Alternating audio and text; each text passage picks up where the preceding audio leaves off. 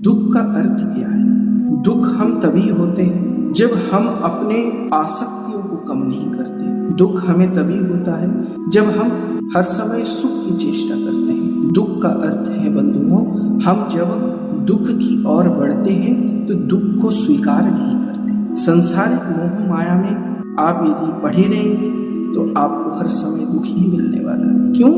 क्योंकि आपके लिए संसार की मोह माया आसक्ति विषयी वस्तुएं आपके लिए नहीं है। आपके लिए तो ठाकुर जी के आत्मस्वरूप ही जीव के लिए है। इसलिए अर्जुन को भगवान कुरुक्षेत्र की भूमि में, महाभारत की भूमि में क्यों गीता का उपदेश दिया?